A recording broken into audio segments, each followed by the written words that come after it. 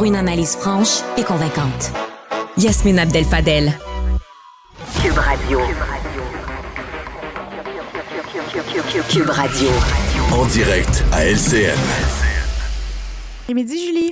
Sentiment de sécurité ou d'insécurité à Montréal. Il y a un sondage qui a été publié, en fait, là, qui avait été commandé par la Fraternité des policiers. Et 3 Montréalais sur 4 estiment se sentir en sécurité à Montréal, mais 65 des répondants croient néanmoins que la ville est moins sécuritaire aujourd'hui qu'il y a 5 ans. On a parlé à quelques Montréalais aujourd'hui. Voici ce qu'ils en pensent, Yasmine. Il faut faire attention, tout simplement. Pas se promener la nuit, j'imagine.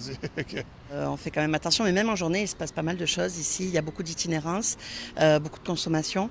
Donc on ne sait jamais sur qui on peut tomber, que ce soit à n'importe quelle heure de la journée ou du soir. Les gens se sentent insécures. J'ai justement eu une discussion avec ma mère qui pense retourner en région. Comment tu te sens, toi, à Montréal, Yasmine? Te sens-tu en sécurité ou plus ou moins? Je me sens en sécurité, mais je me sens moins en sécurité qu'il y a quelques années. Et ils l'ont dit dans le Vox Pop, les citoyens ils sont vraiment directement sur les symptômes. C'est la question de l'itinérance, de la toxicomanie. On a vu aussi il y a quelques années toute cette saga des armes illégales qui étaient entre les mains de différents criminels. Depuis quelques jours, quelques semaines, on voit que c'est les armes blanches.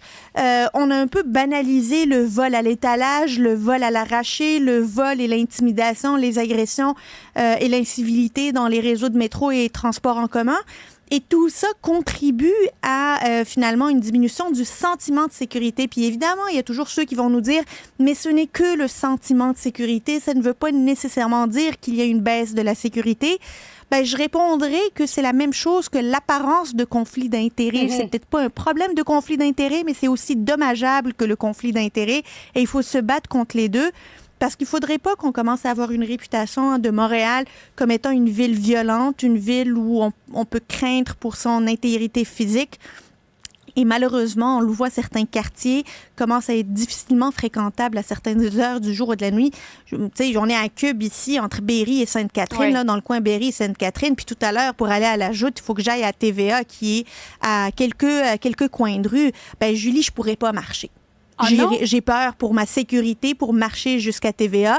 Faut que je prenne ma voiture pour y aller parce que entre ici et TVA, ben évidemment, c'est beaucoup d'itinérants, beaucoup de personnes en situation de toxicomanie, beaucoup de personnes qui sont absolument désorganisées, qui peuvent être violentes. Et je n'ai pas nécessairement envie de vivre ça. Alors, je vais prendre ma voiture pour y aller.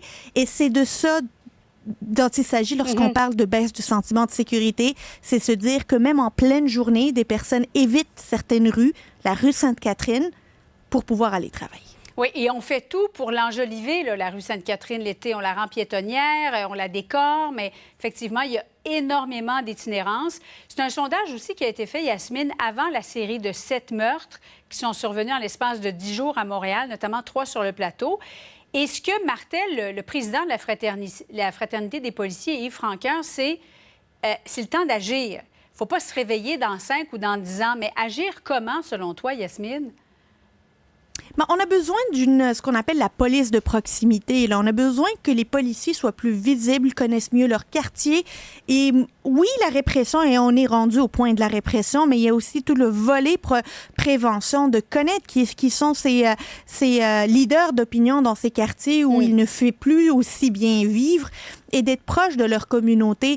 Les policiers, on a besoin de les voir. Ils doivent pas être juste dans les bureaux de police. Là. Normalement, là, moi, j'aurais voulu avoir un poste de police ici sur Sainte-Catherine, dans le village. Là, on a besoin de voir un poste de police à côté ici, ne serait-ce que pour dire, il y a quelqu'un, il y a un leader, il y a un capitaine, il y a quelqu'un qui regarde, qui entend qu'est-ce qui se passe et qui est sensible, qui la voit au quotidien. Parce que c'est pas vrai que c'est au poste de police qui est de l'autre bord de Sainte-Catherine, au niveau de Bishop, où c'est chaud, où ça fait mal. C'est bien ici. Mais les policiers ici, ils viennent, ils patrouillent. Je les vois pas très souvent. Il y a ceux qui sortent du métro Berry-UQAM. Il n'y a pas ce sentiment d'urgence. Je pense qu'on est rendu à ce que nos policiers démontrent qu'ils ont un sentiment d'urgence pour reprendre le contrôle de Montréal. On n'a pas l'impression qu'ils sont en contrôle de Montréal. En terminant, Yasmine, dernière semaine parlementaire avant les vacances d'été. Bon, à Québec, il y a plusieurs projets de loi que le gouvernement de la CAQ va vouloir faire adopter. laisser aussi une bonne impression avant les vacances d'été. Ben oui, on va avoir 2 projets de loi qui vont être importants, qui vont être déposés. Le premier par Sonia Lebel et qui a pour objectif de finalement rouvrir tout ce qui est les gestes, les actions que peuvent poser certains professionnels de la santé de manière à rendre ça plus fluide, qu'un pharmacien puisse prescrire des médicaments, qu'une infirmière puisse faire plus d'actes médicaux et libérer un peu nos médecins de famille et la première ligne des actions, disons, plus courantes. Et le deuxième projet de loi qui est fort attendu, on en parle depuis des mois, si c'est pas une année, c'est celui de Pierre Fitzgibbon sur toute la question d'Hydro-Québec, de la gestion finalement de l'hydroélectricité, nos plans d'avenir. Moi, j'ai très hâte de voir les deux. Et aujourd'hui, on a eu une belle annonce du ministre Bonnardel avec Simon-Jolin Barrette pour sécuriser nos palais de justice. Force est de constater que le gouvernement du Québec veut finir la session parlementaire d'une bien meilleure manière avec laquelle il a fini la dernière